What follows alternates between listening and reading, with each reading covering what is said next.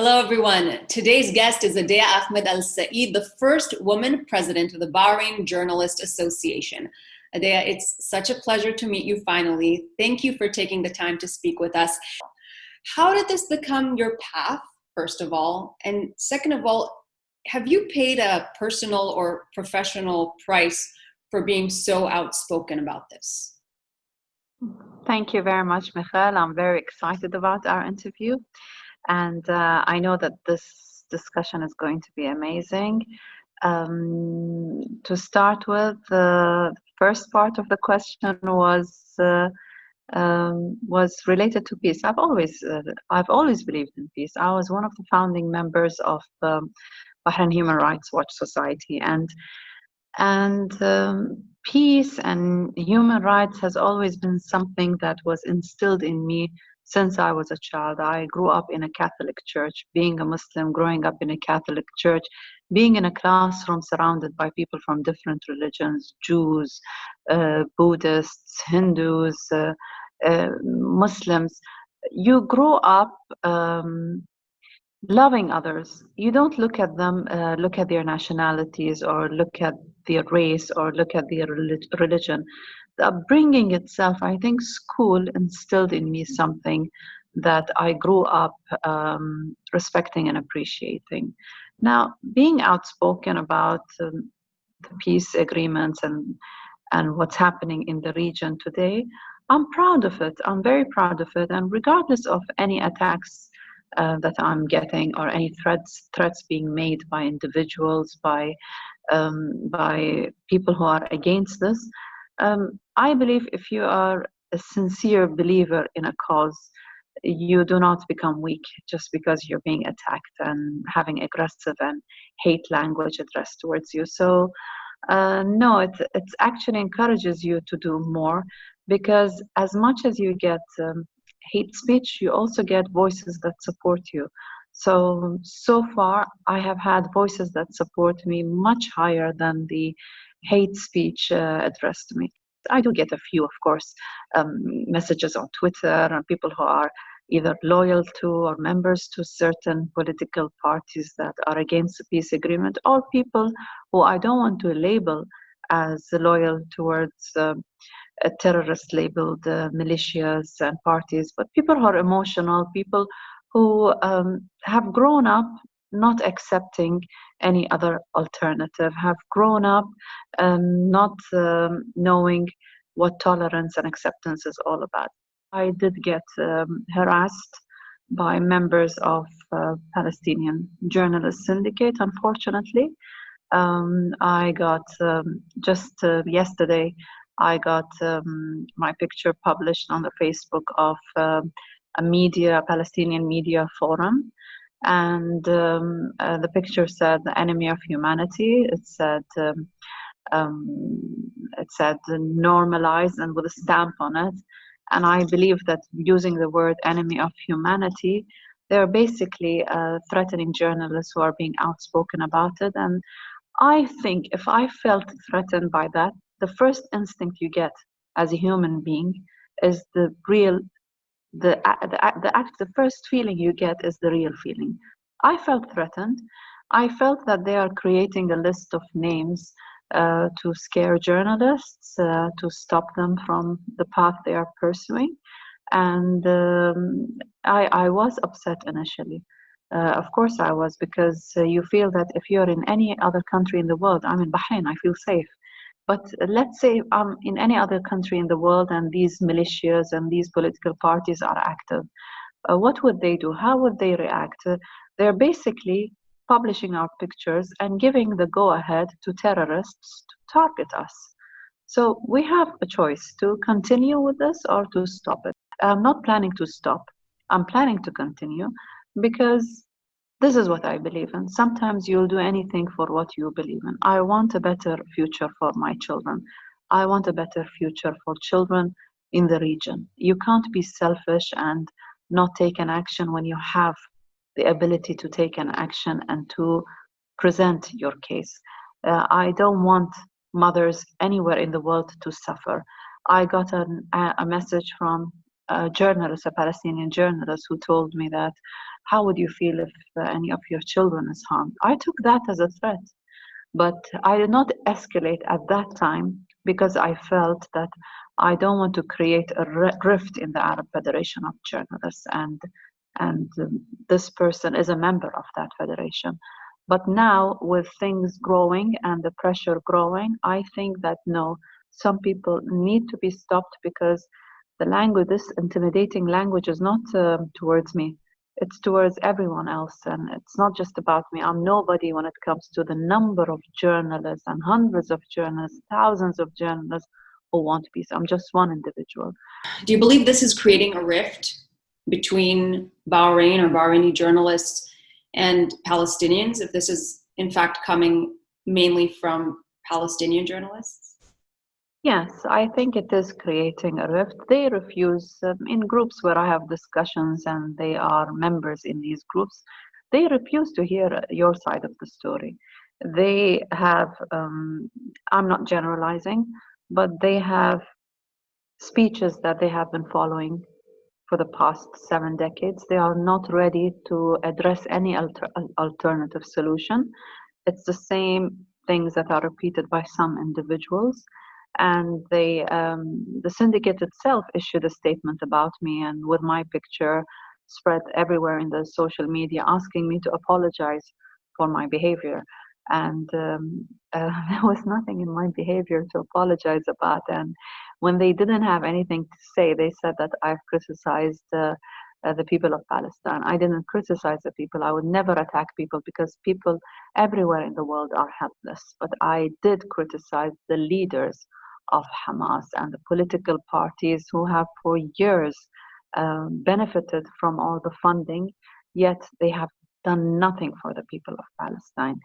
No, this is unacceptable. And to have your picture published, I think that the moment your picture is published and the moment a journalism syndicate labels you as a traitor and and threatens to have a list of journalists that are going to be blacklisted, what does a blacklist mean? I feel that the word blacklist is target. They're putting a target on your head. And to have journalists under the umbrella of an NGO speak that language just because I express my opinion, to be aggressive because of my opinion, I don't believe that all the people are genuinely journalists. I feel that their loyalty is not towards freedom of expression and the slogans they raise. I think their loyalty is towards political parties. Before being journalists, we need to be human beings, actually. So if there is a rocket that lands in Israel, if I'm a human being, I shouldn't accept that. And unfortunately, I don't believe all the people who come under the umbrella of these syndicates are journalists. No, because the moment you refuse to be a human being, there is something wrong with your ethics and principles.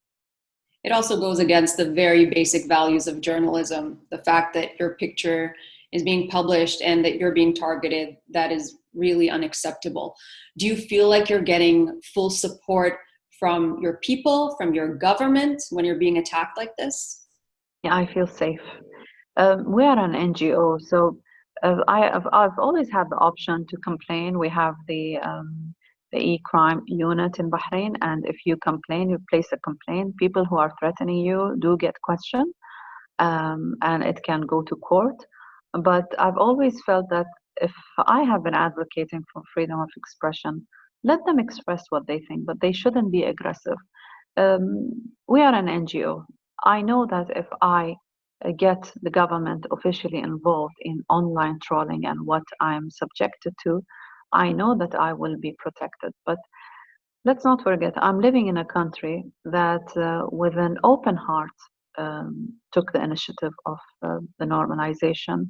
How can I not feel safe here? How can I, when everyone around me is giving me the security and the safety? So I feel safe here. I would feel insecure and not safe in certain parts of the world. But would that stop me from going?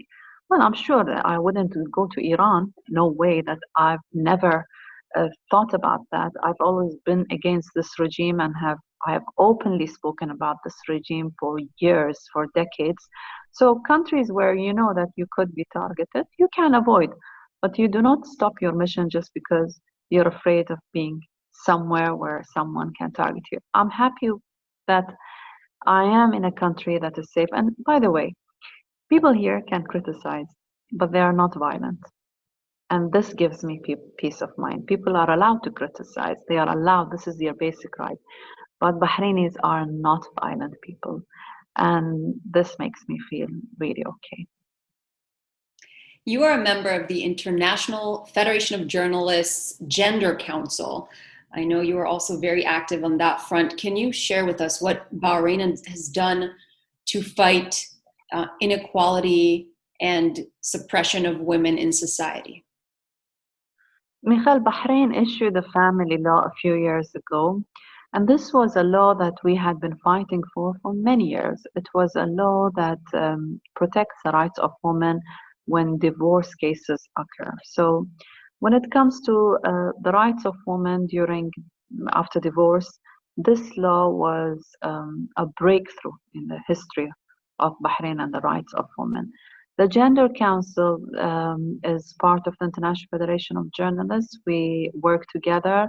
Among the issues that we address is any harassment, any violation of women's rights, equal payments, equal salaries between men and women. Online trolling has been an issue.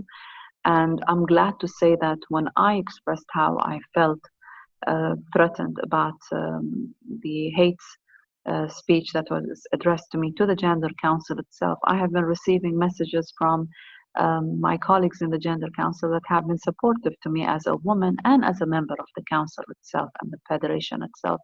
They have been very supportive.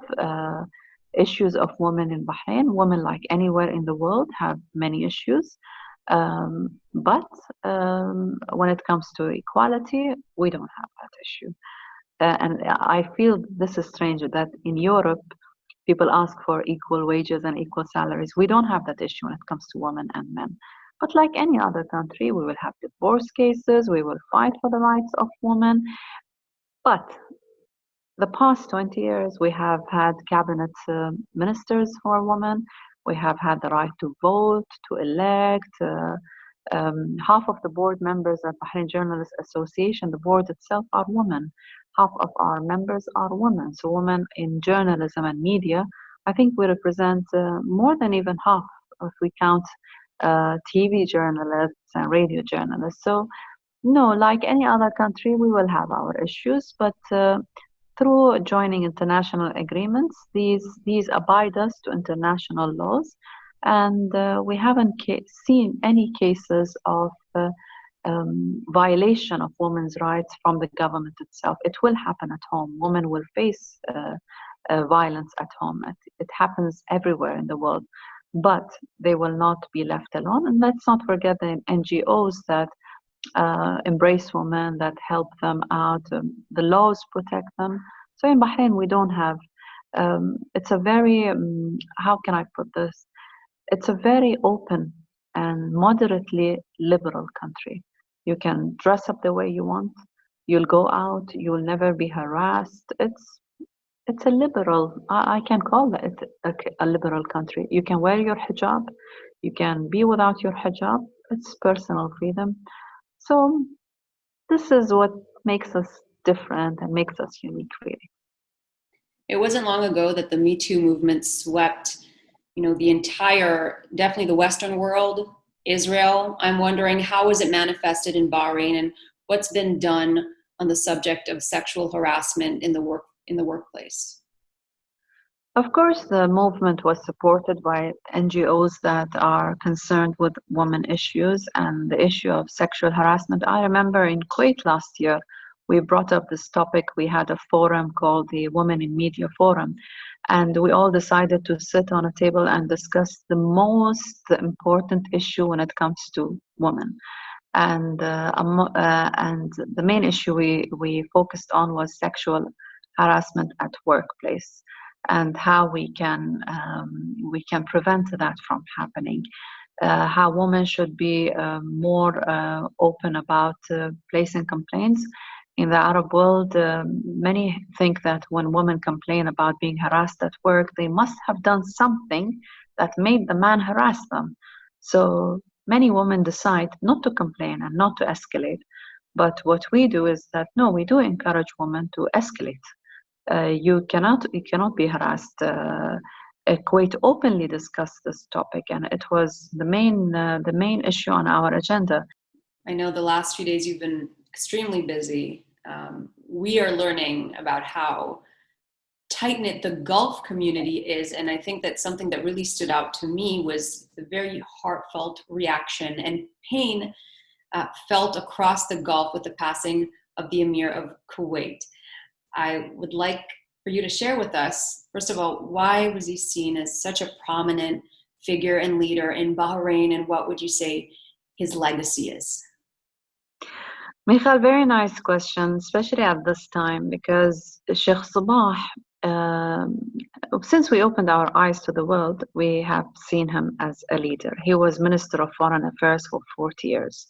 And when Kuwait was liberated in 1991, he was the reason, he was the man behind all the negotiations that took place.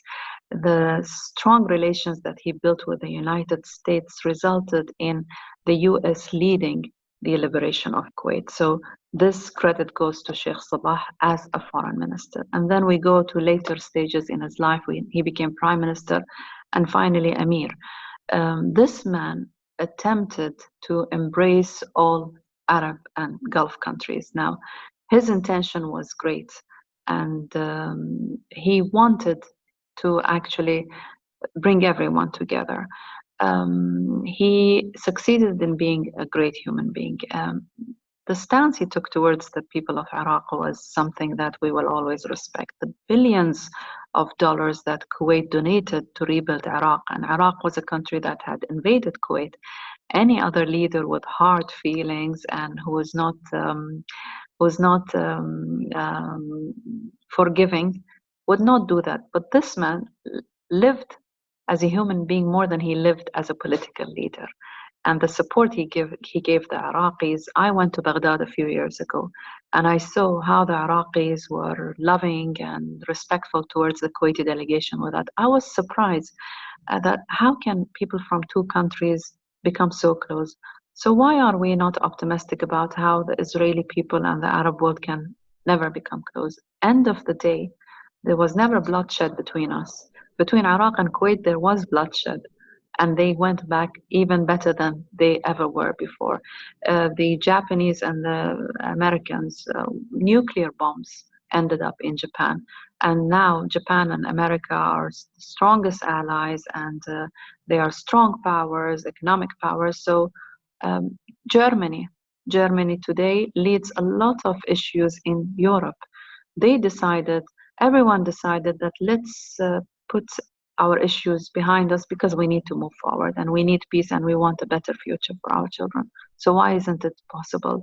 The Kuwaiti Emir was a great man, and yes, I did see him last year. Actually, I was at the opening of the Kuwaiti Parliament, and he walked in, and I remember I looked at my colleagues and I said, I can't believe that we're seeing Sheikh Sabah. He was 90 years old, and he came and he sat for 30 seconds and then got up. And during the 30 minutes of the speech he was addressing the parliament, he was standing during those 30 minutes, a man at the age of 90. The respect he gave the parliament is respect for his people. And then he looked around and he waved at everyone. This is something that a very modest and loving leader would do. And I hope that the Kuwaitis now, moving now with Sheikh Nawaf, they will look at their country as something they need to really take care of. They will have a great leader. They are great people, and I'm sure together they will be happy.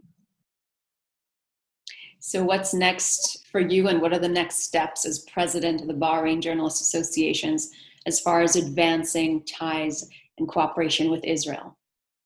There will be a lot, Michal, that we are going to. What we're doing now is just the start of it.